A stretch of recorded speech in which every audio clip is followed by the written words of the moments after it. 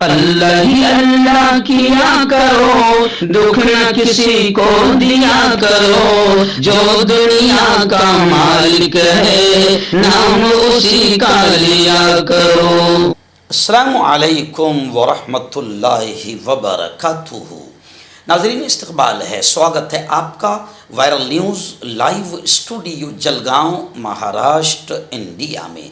मैं आपका मेज़बान मुफ्ती मोहम्मद हारून नदवी। आइए प्यारे मुल्क भारत की बहुत ही ख़ास बड़ी 10 अहम ख़बरों पर नज़र डालते हैं। लेकिन सबसे पहले मैं अपील करूँगा कि जो साथी नए हैं और अभी तक इस बेबाक सच्चे चैनल से जुड़े नहीं हैं, अगर आप चाहते हो कि आपको मुल्क भारत की और पूरी दुनिया की सही और सच्ची खबरें देखने और सुनने को मिले, तो फिर आप इस चैनल से जुड़ जाइए। सब्सक्राइब कर लीजिए हमारे इस चैनल को, बेल आइकॉन घंटी के बटन को दबा दीजिए ताकि हमारी हर वीडियो हर खबर आपको आपके मोबाइल पर मिल सके। और हाँ नाज़रीन, हम हर रोज़ एक अपील करते हैं कि प्लीज़, ये एक प्राइवेट चैनल है और चैनल चलाने के लिए पूरी एक टीम काम करती है, बड़ा रुपया पैसा खर्च होता है। अगर आप चाहते हो कि ऐसे चैनल जो जुल्म और जालिमों के ख़िलाफ़ बेबाक अंदाज में बोल रहे हैं, अगर आप चाहते हो कि ऐसे चैनल मजबूत हों, तो प्लीज़ आप चैनल की फ़ाइनेंशियल हेल्प, माली ताउन, माली मदद ज़रूर कीजिए। स्क्रीन पर आप नज़र डालें, हमारे चैनल का बैंक अकाउंट नंबर भी दिया गया है। और अगर आप ऑनलाइन पैसा भेजकर मदद करना चाहते हैं तो गूगल पे, फ़ोन पे और पेटीएम तीनों का एक ही नंबर है 9923223361। अल्लाह ने जो भी आपको ताकत दी है, उस एतबार से हर दिन या हफ्ते महीने में एक बार ही सही 100, 200, 500, 1000 जो भी आप चैनल की मदद कर सकते हैं मदद कीजिए, चैनल को मजबूत कीजिए, हमारा साथ दीजिए। नाज़रीन, पहली बड़ी अफसोसनाक दर्दनाक खबर इस वक्त मेरे निगाहों के सामने है।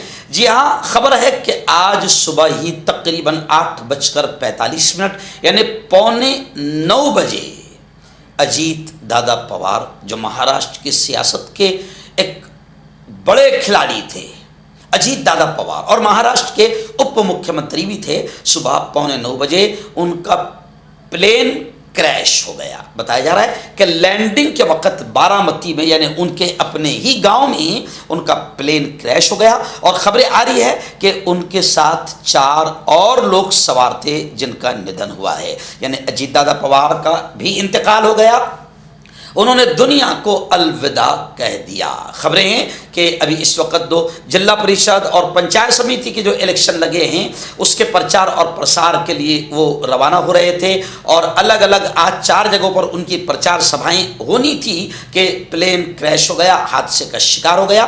खैर, और मज़ीद तफसीलात आइंदा कल आपको बताई जाएगी, क्योंकि ये अभी का वाक़या है और अभी किसी चैनल पर चला नहीं है, अब चैनलों पर चलना शुरू हो गया है। लेकिन खबरें हैं कि सुबह 8:45 बजे अजीत दादा पवार का प्लेन हादसे का शिकार हो गया और अजीत दादा पवार तकरीबन 4 लोग और थे उनके साथ उस प्लेन में सवार, क्रू मेंबर समेत, उनका भी निधन हो चुका है। नाज़रीन, दूसरी बड़ी खबर आ रही है। जी हाँ, यूजीसी यूनिवर्सिटी ग्रांट कमीशन, इसके जो नए ज़वाबित आए हैं और कुछ तरमीमात की गई है। यूजीसी के नए ज़वाबित के ख़िलाफ़ दिल्ली और लखनऊ में तलबा ने ज़बरदस्त एहतजाज किया, आंदोलन किया। स्टूडेंट्स का यूजीसी के ख़िलाफ़ ये आंदोलन इतना ख़तरनाक है कि हुकूमत पर दबाव बढ़ रहा है, हुकूमत परेशान है। सिटी मजिस्ट्रेट रागनी होत्री और बीजेपी रहनुमा का इस्तीफ़ा भी सामने आया है, यानी कई लोग अब बाकायदा इस्तीफ़ा दे रहे हैं। स्वामी ओमकतेश्वरानंद ने ज़ाब्ते की फौरी वापसी का मुतालबा किया है। यानी यूजीसी एक जो नए ज़वाबित उसमें आए हैं, तरमीमात जो हुई है, ये इतना ख़तरनाक है कि जिससे तलबा के मुस्तक़बिल और फ्यूचर पर ख़तरनाक असरात पड़ सकते हैं। इसी को लेकर दिल्ली और लखनऊ में गुज़िश्ता कल स्टूडेंट्स ने ज़बरदस्त अंदाज में एहतजाज किया। ये एहतजाज अब पूरे मुल्क में धीरे धीरे ऐसा खतरनाक अंदाज में बढ़ रहा है कि हुकूमत पर दबाव बढ़ रहा है। लेकिन मैं आपको फिर बता दूं कि हुकूमत गद्दार है, मक्कार है, जनता की दुश्मन है, गरीबों की दुश्मन है, पढ़ने वालों की दुश्मन है, पढ़े लिखों की दुश्मन है, मजदूरों की दुश्मन है। हुकूमत मक्कार है। हुकूमत हर नए 8 दिन में कुछ ऐसा लाती है जिसके ज़रिए से असल मुद्दों से ध्यान भटका रहे। और आप देखें कि सिर्फ तलबा नहीं, कौन सा वर्ग है जो आज आपको रोड पर आंदोलन करते हुए नजर नहीं आ रहा है।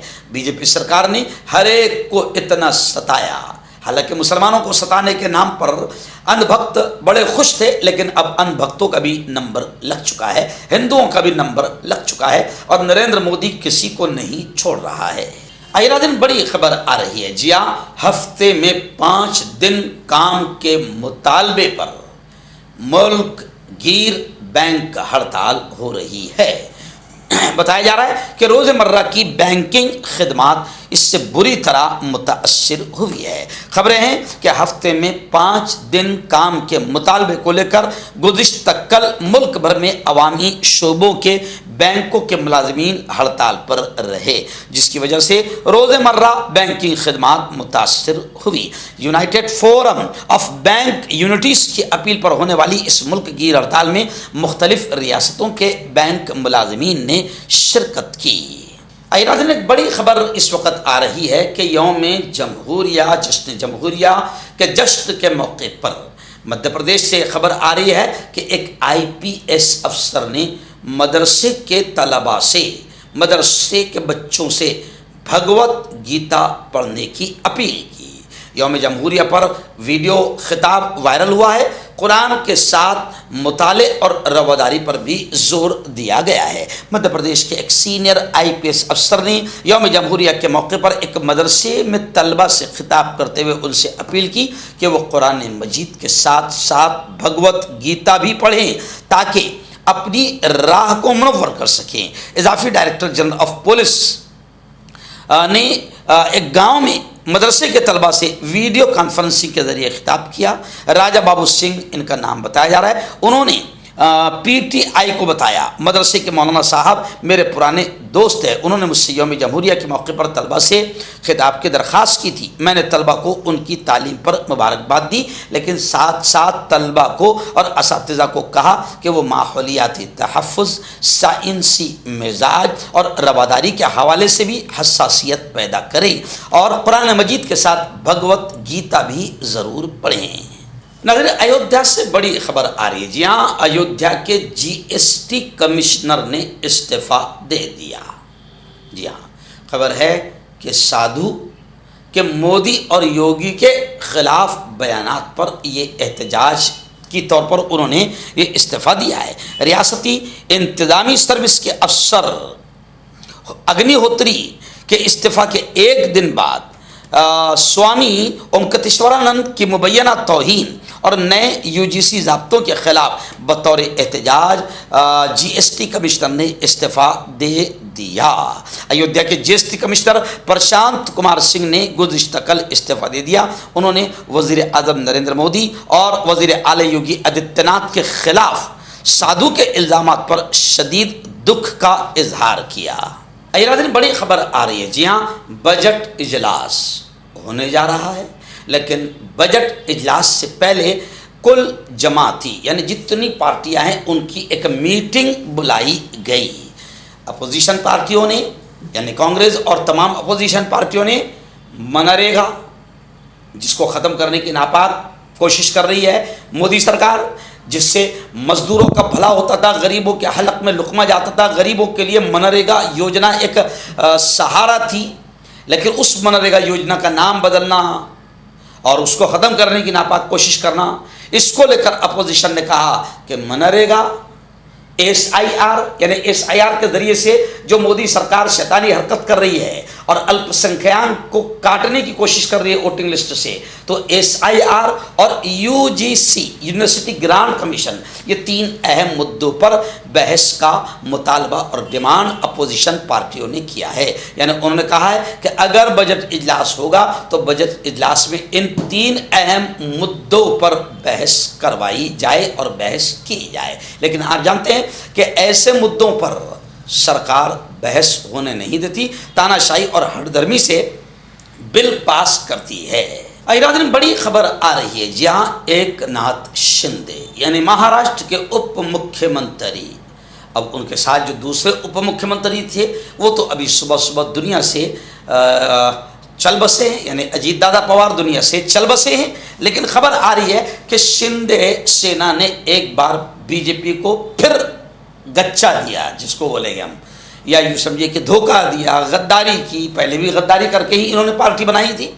घर फोड़ दिया उद्धव ठाकरे का, जी, बाप को भी छीन लिया, निशान भी उनका छीन लिया, और अब फिर बीजेपी को एक मरतबा उन्होंने गच्चा दिया है, यानी धोखा दिया है। खबरें आ रही है कि शिंदे सेना के कारपोरेटर के रजिस्ट्रेशन का प्रोग्राम फिर मनसूख हो गया।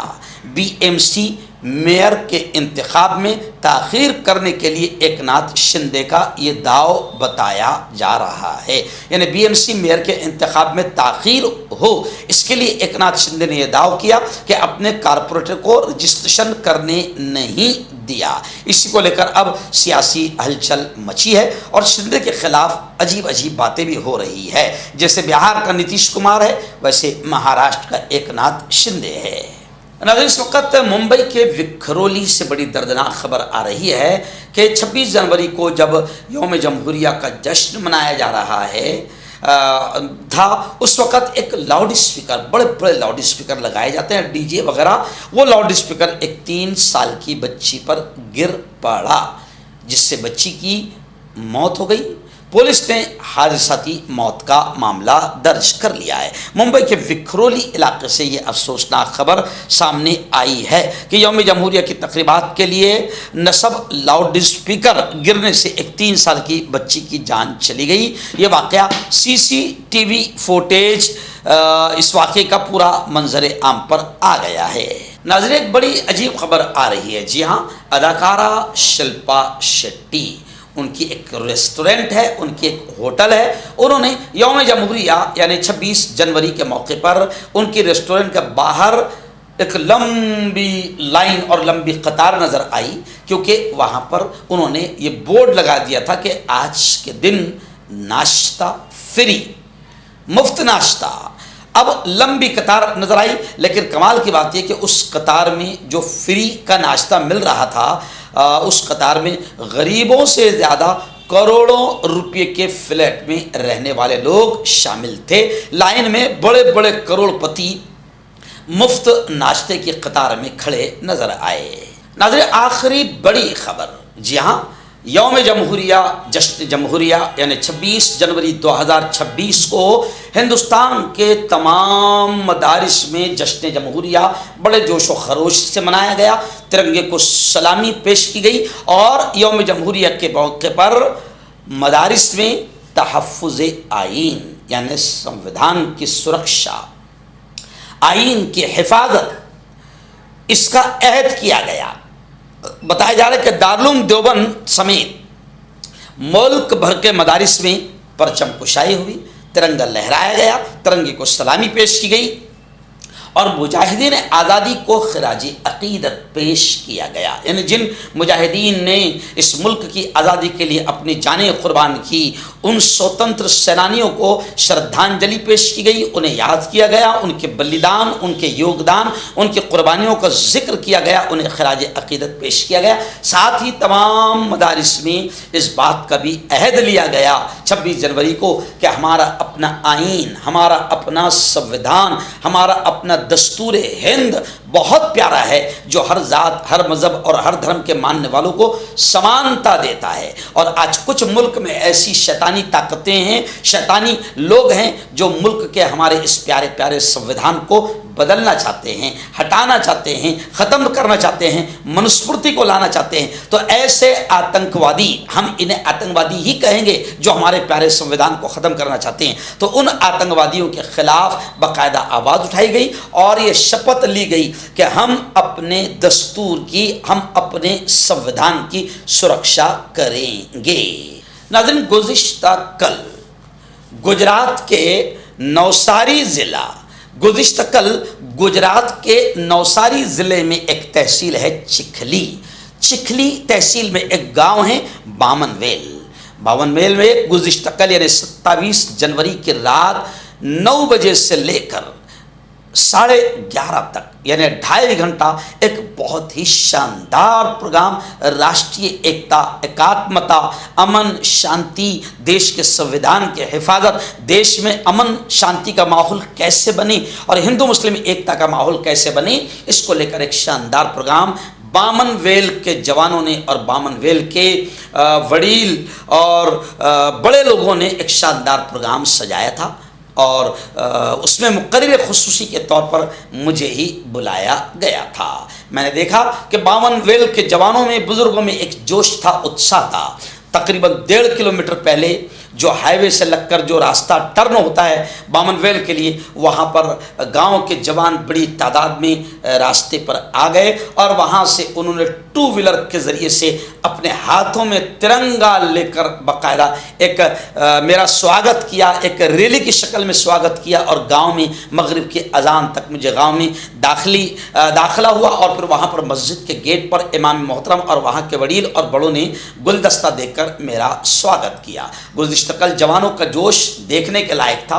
बामन वेल की मोहब्बत को मैंने अपने बयान में सलाम पेश किया। रात फिर जब 9 बजे मैं स्टेज पर बयान करने के लिए बैठा तो सबसे पहले मैंने गांव के हिंदू मुसलमान तमाम लोगों को का शुक्रिया अदा किया और मैं इस गांव के बारे में ख़ास बात आपको बता दूं कि यहाँ पर हिंदू और मुसलमानों में इतना प्रेम, इतनी एकता है कि वहाँ पर रमज़ान के मौके पर हिंदू भाई अपने मुसलमान भाइयों के लिए इफ्तार का इंतज़ाम करते हैं। यहाँ के मुसलमान हिंदू भाइयों के प्रोग्राम उनकी शादियों में शामिल होते हैं और मुसलमानों के तमाम प्रोग्राम में हिंदू भाई भी शामिल होते हैं। तो बामन वेल एक बहुत ही अच्छा गांव है। गुज़िश्ता कल यहाँ पर बड़ा शानदार प्रोग्राम हुआ।